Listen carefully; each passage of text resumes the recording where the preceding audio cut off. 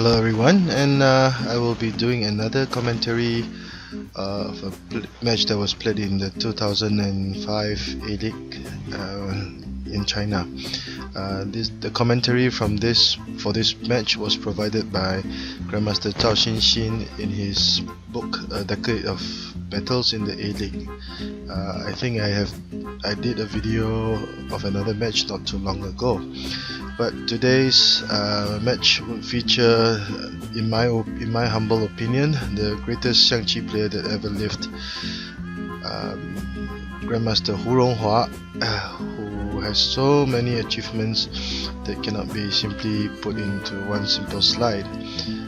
One of the most, perhaps his biggest achievement was being the 14-time Chinese national champion, being the youngest player ever to win the coveted title, and also the oldest. And in between there was a 10 consecutive win streak that in my opinion should be a very hard or impossible task to copy.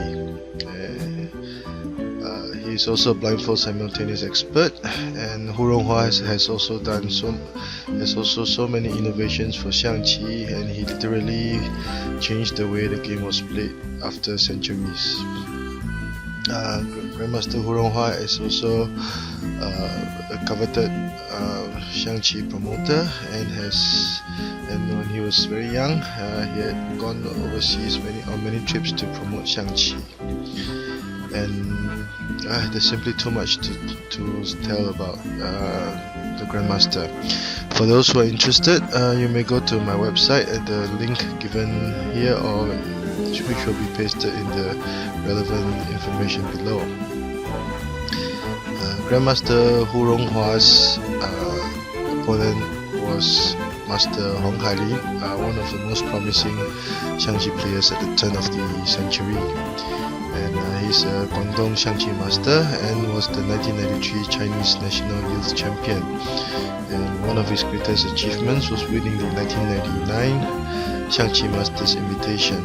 And Master Huang Hailin has also many other achievements, and he's still very active. In Xiangqi. In last year's A-League, he was actually one of the leading scorer, doing even better than Wang Tianyi in the early stages of the tournament. And without further ado, we shall examine the match that they played against each other in the 2005 A-League. Again, the commentary was by Grandmaster Zhao Xinxin. Okay, so without further ado, we shall take a look at the match and what happened. Grandmaster Hu Ronghua was red and black was Master Huang Hailin. Grandmaster Hu Ronghua started with the pawn opening, and Master Huang answered with the thundering cannon defense. And the Grandmaster chose a very popular red opening by playing c2 equals to 5 for the central cannon on the next move. And thus far, black answered with the left elephant variation. Thus far, this is one of the more fashionable openings in Xiangqi today, and incidentally, the pawn opening is the second most commonly played opening after the central cannon, and the thundering defense that black plays is perhaps the most commonly used counter. In this match, the Grandmaster chose to capture the central pawn, which is one of the more fashionable approaches to the to the situation in recent years.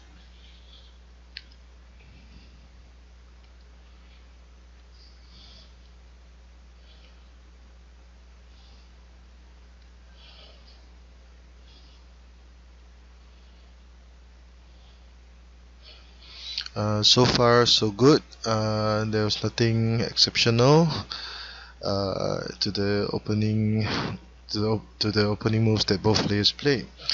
But according to Grandmaster Zhao Xinxin in his book, he felt that black could have played an intermediate move of 6+4 to attack the red pawn on the riverbank, because by doing so the red cannon will be forced to move to the riverbank to protect the central cannon.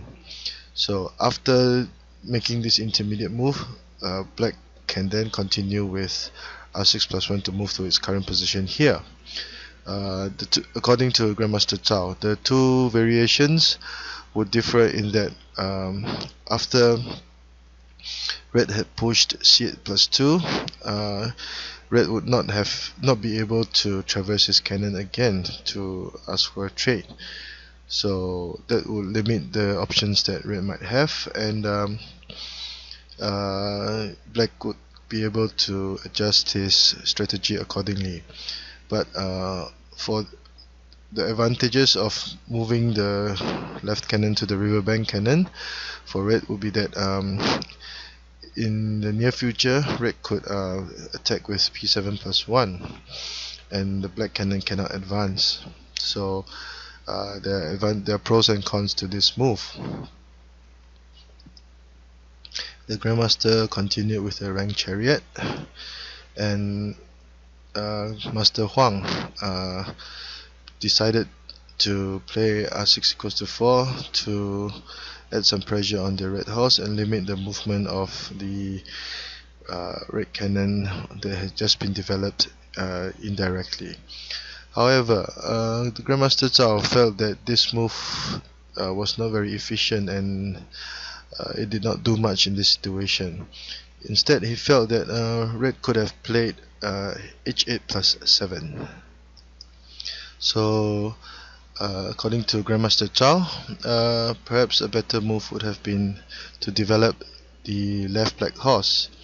So if red continued with p3+1, black would simply capture the edge pawn, and thus far this would still be a very reasonable and orthodox opening, which is very fashionable.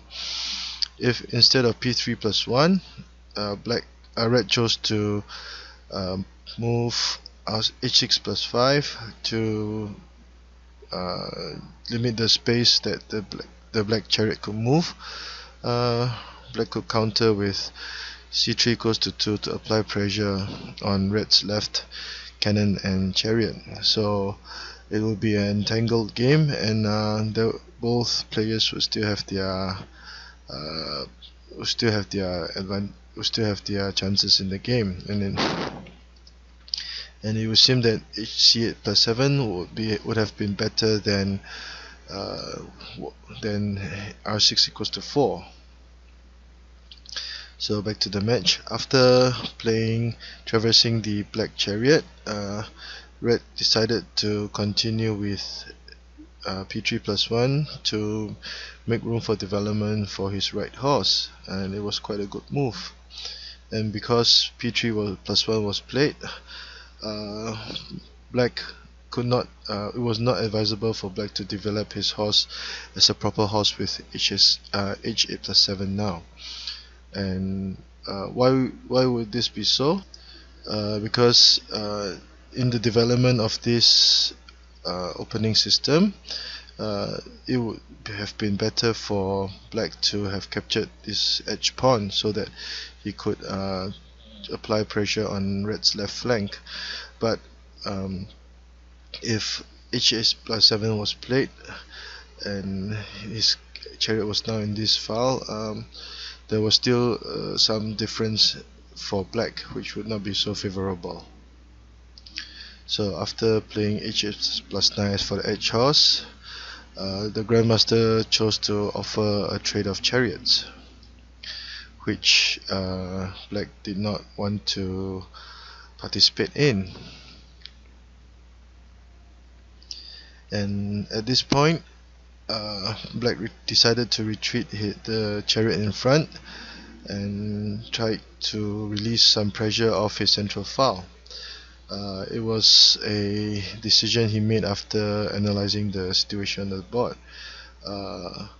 However, from post-mortem analysis and the way the game went, this would not seem to be an ideal move.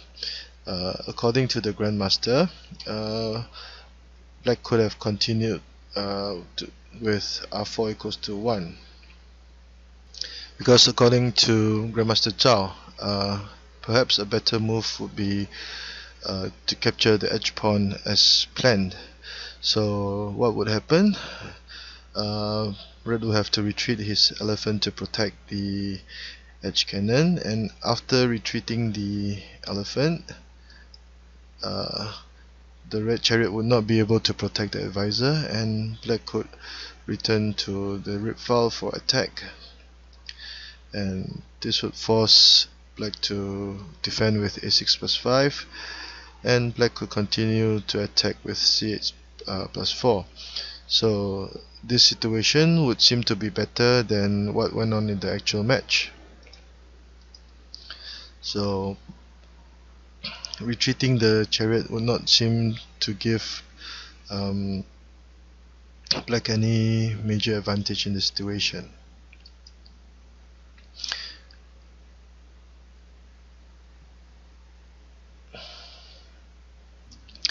At this point, Master Huang traversed his cannon to the palace corner, but this would not seem to be a very ideal move, because after red had advanced his chariot,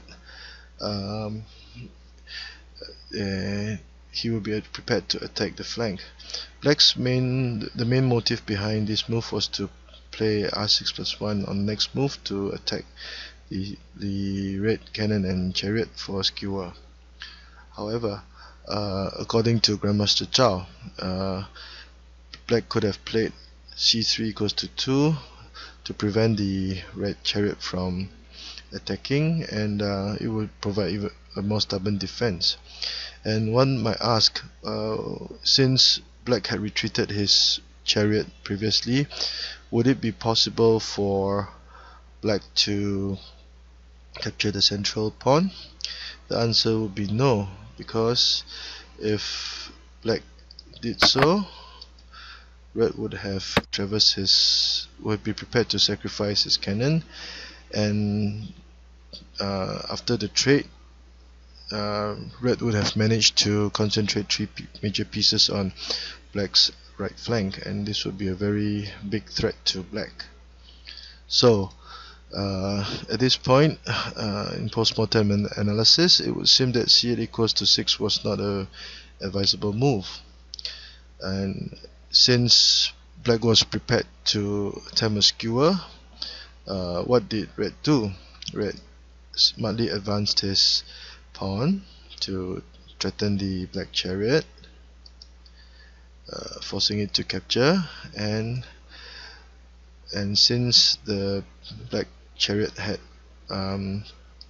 moved away from this file, red finally was able to position cannon on the bottom rank for the heaven and earth cannons formation. So at this point in time, red would have some advantage going for him. But according to Grandmaster Zhao Xinxin, it would seem that red could also have considered r8 plus 2 as a more aggressive and perhaps a better choice in this situation.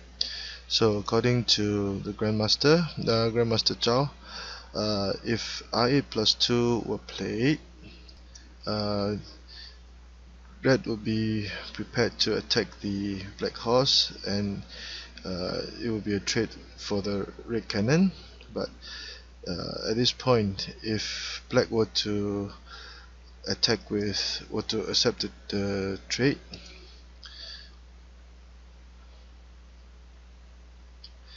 and red would have a huge advantage in this situation, because let's say, for example, if black played some other move, red would be prepared to go for a checkmate, and there will be a threat of a checkmate in this situation. Of course, there are many other possibilities, but red would have managed to concentrate 3 major pieces on black's right flank, and it would be to red's advantage, and black would have a hard time trying to defend.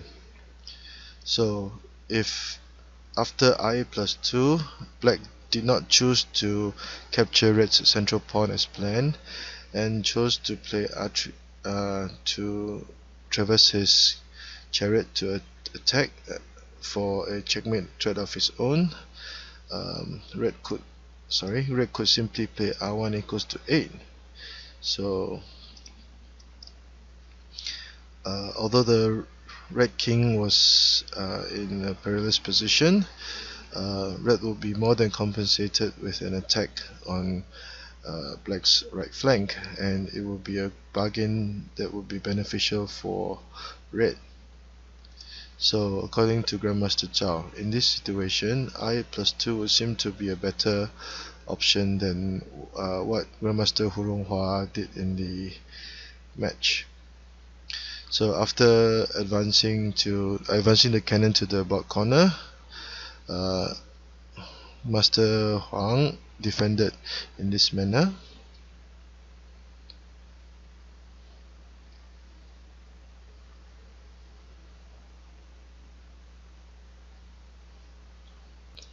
At this point, black chose to advance his chariot to attack, but what was the reason behind this move?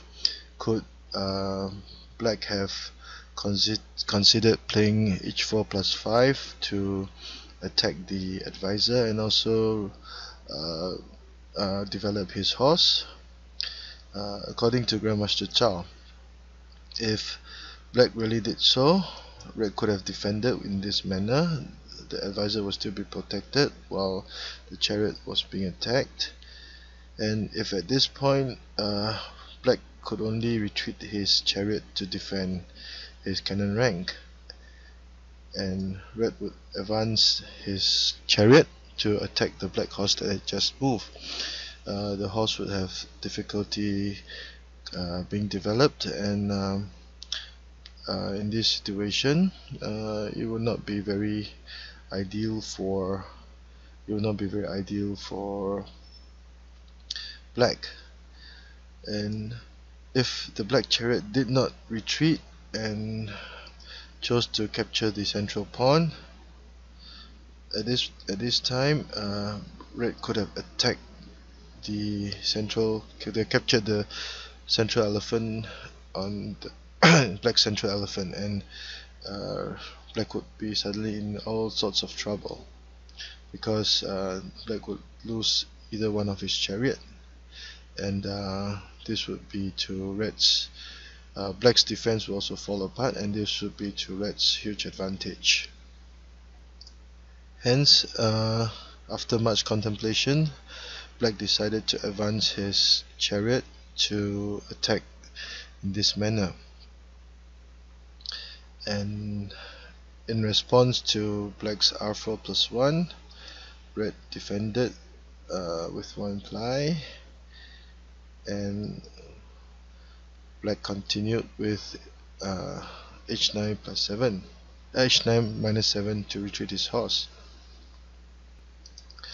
However, according to Grandmaster Zhao, the motives for this move were not very apparent, and although in this situation red would have the advantage, but the positioning of his pieces was still not very ideal. Hence, retreating the horse would not do much for black at this point in time. Instead, according to Grandmaster Zhao, he felt that black could have considered retreating his other horse h4 minus 2 instead. So after h4 minus 2, red would be encouraged to play r4 plus 1, and after trading material, black would still have his chances in the game, and black could always play r1 equals 2 on the next move to further simplify the situation, and he will still have his chances in the game. So if red did not chose to advance his chariot on the 4th file and chose to move his cannon to safety. Again, black would be prepared.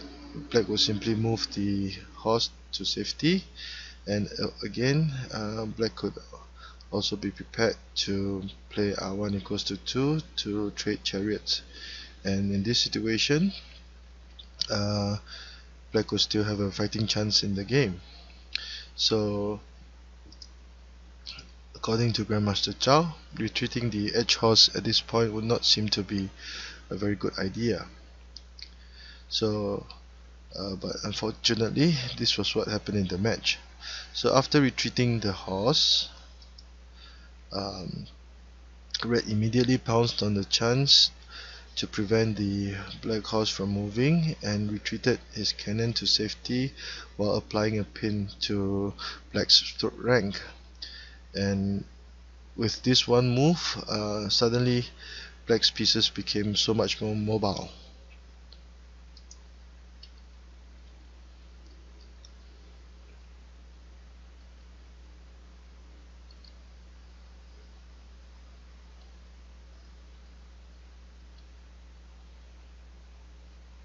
So both players tried to save some time in their match with a series of checks and counter moves, and after a 3-4 repetition, red changed his moves and Grandmaster Hu Ronghua chose to attack the 8th file. So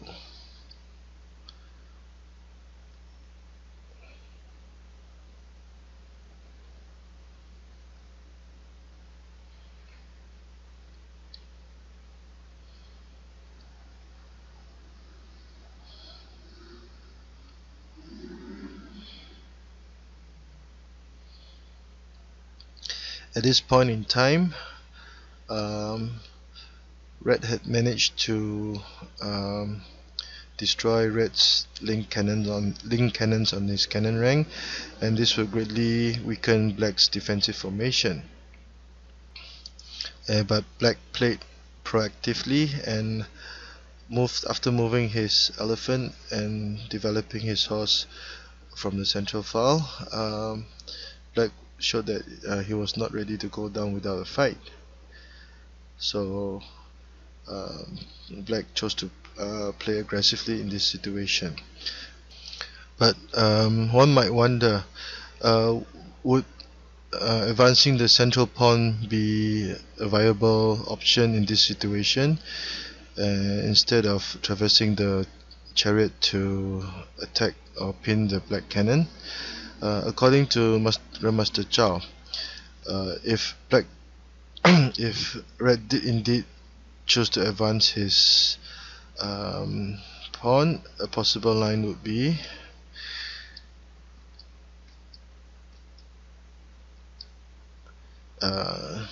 this would be a possible outcome, and of course red would still have the advantage in terms of material, but at this point it would be red's 1R 2H 2P combination against black's 1R 1H 1C combination. Theoretically, black's combination would offer black more options to attack and defend, and perhaps this was the reason why the Grandmaster did not choose to advance his central pawn and instead chose to be patient and with r6 equals to 8.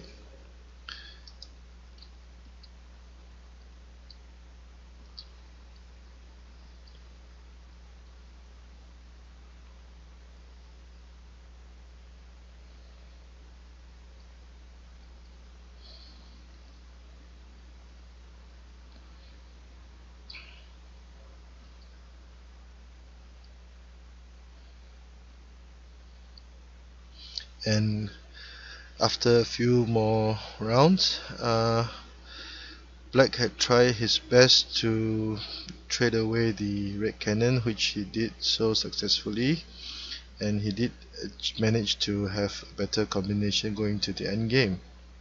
Unfortunately, he was um, forced to give up some advantage in terms of the positioning of his pieces.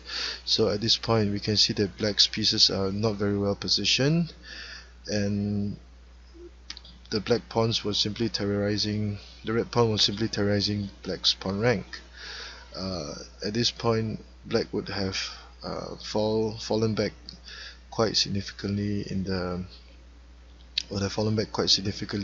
match, and red, it was just a matter of time before red won. So how did the match go on?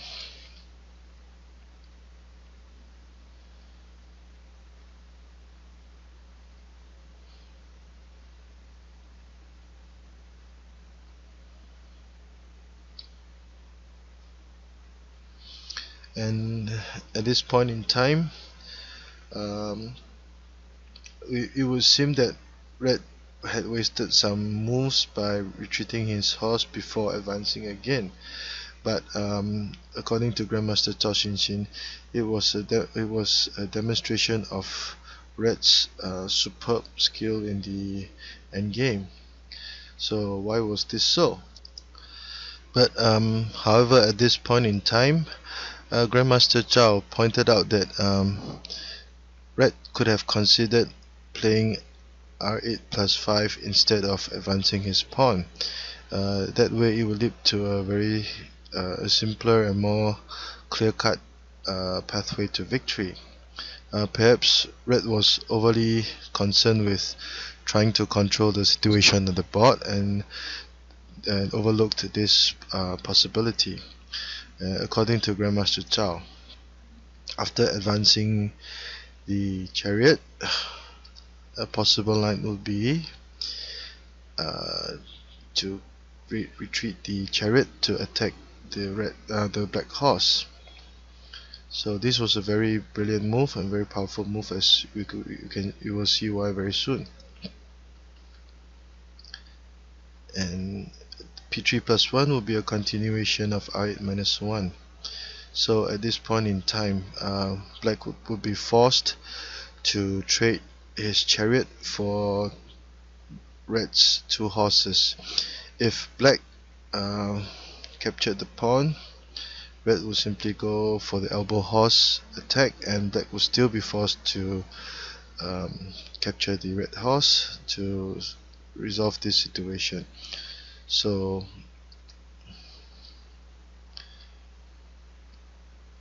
at this point, having managed to advance the red pawn to the elephant's eye would mean that red will have a winning situation on hand.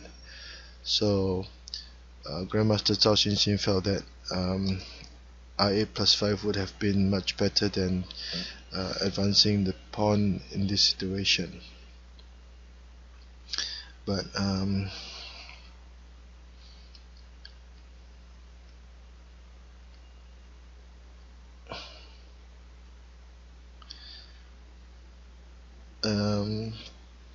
as we can see, red was very patient in his approach to the game, and after red chose to control the pace of the match and denied black any chance of fighting back.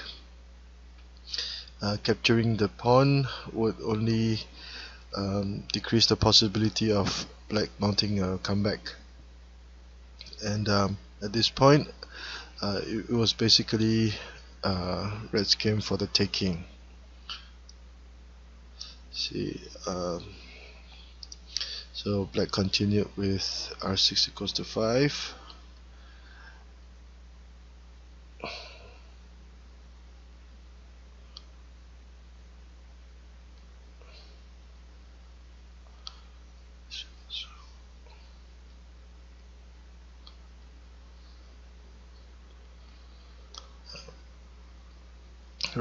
Black tried to mount a counter attack by playing proactively, but red would have none of it.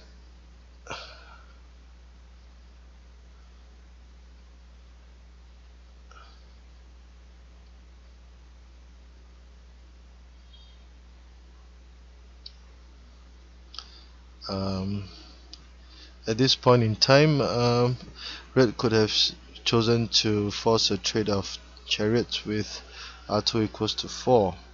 The black cannon and chariot, the black horse and cannon would not be able to do much at this point. So R2 equals to 4 to trade chariots will ensure that red will have a simpler time going ahead in the endgame phase of the match.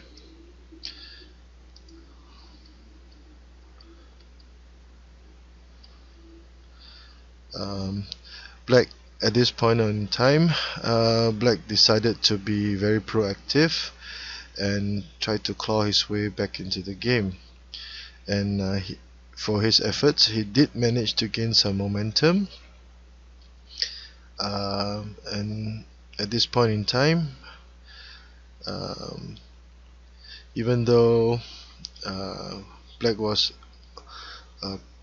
attempting to go for a checkmate, Red decided to capture the black horse. It was a very no-nonsense move and good read of the situation. And Black had Grandmaster Hu Ronghua had much confidence in his 2H and 3P combinations going into the last final stages of the game.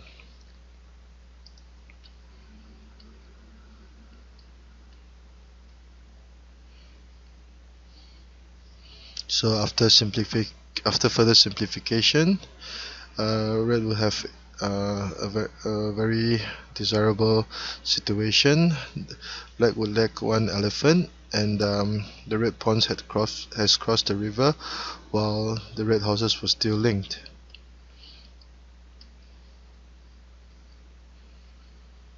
Red took the chance to adjust his defensive formation before attacking.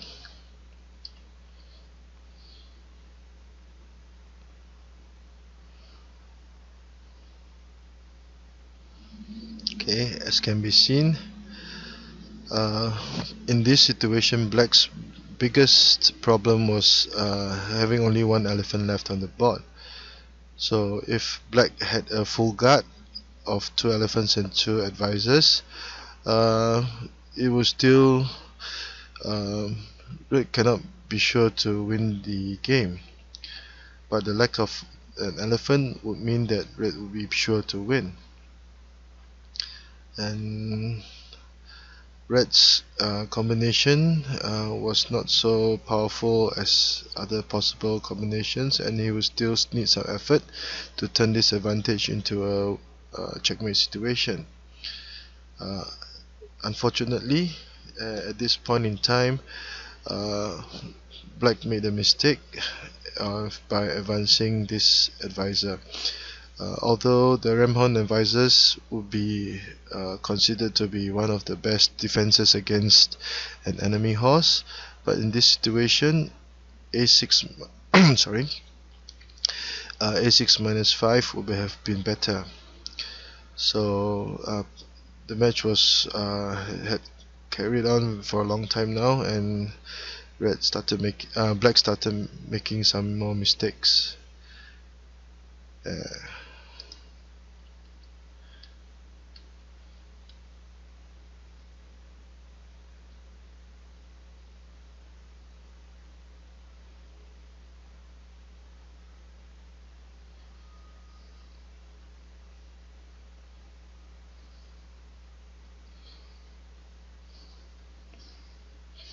And Red managed to use one of his pawns to trade for the 2 black advisors, and this was the reason why Grandmaster Zhao felt that A6 minus 5 would have been better earlier.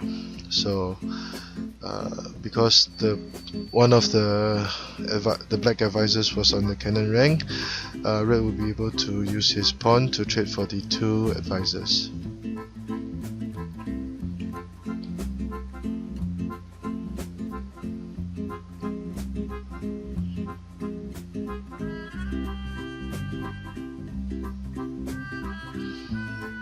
brilliant. And it was at this time Black felt that he had enough and resigned.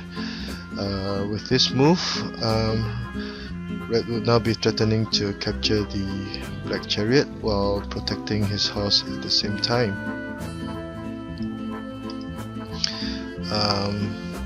Black cannot capture the